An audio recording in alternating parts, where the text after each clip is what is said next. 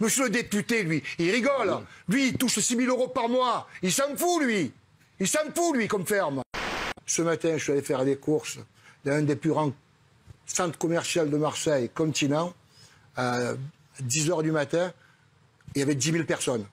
10 000 personnes dans ce magasin. Ah oui, 10 000 personnes. Ah oui, donc 10 000 personnes. les mesures de sécurité sanitaire, oui, bon, c'est... Pour monter à Paris, j'ai pris le TGV. Dans la rame où j'étais, j'ai compté. Nous étions 36 passagers. Moi, j'ai un commerce, j'ai une terrasse. Ouais. Une terrasse, les gens sont des jeunes à l'extérieur.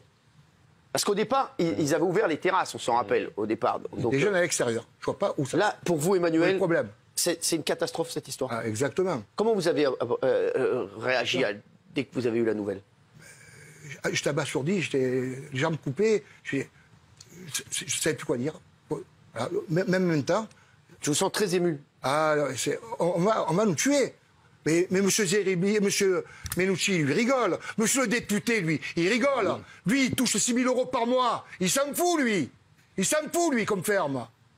Il s'en fout comme ferme. Il peut rigoler, il en a plus pour longtemps à être député.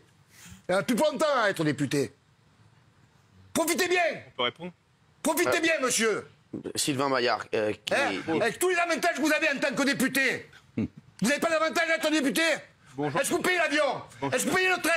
Bonjour, monsieur. Est-ce que vous payez le taxi? Bonjour, alors, monsieur. D'abord, Sylvain, on va... Vous payez rien, vous payez. Emmanuel, on va laisser répondre. Moi, je paye tout, moi. 70 ans, monsieur. 70 ans, tous les matins, je me lève à 3 h du matin.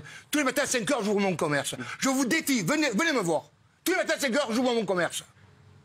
Venez me voir. Est-ce que vous vous levez à 3 h du matin pour aller travailler, vous? monsieur, non, je ne me lève pas à 3 h du matin. Sylvain Maillard, est-ce que cette décision, elle était vraiment obligatoire? Vous savez, je me souviens d'une phrase d'Édouard Philippe au mois de mars l'année dernière. Il n'y a que des mauvaises décisions à prendre. Il n'y a que des mauvaises décisions. On va en discuter là. Bah, abstenez-vous alors. Tout le monde a son avis. Il n'y a que des mauvaises décisions à prendre.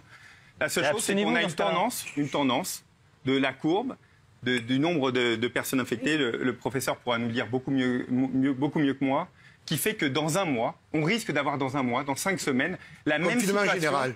La même situation. Non, confinement général, je vous l'annonce, dans un mois. Je vous l'annonce. C'est ça, monsieur, confinement général dans un mois. C'est ça qu'on veut éviter, monsieur. Je l'annonce, dans un mois, confinement général. C'est ça qu'on veut éviter. Vous pariez?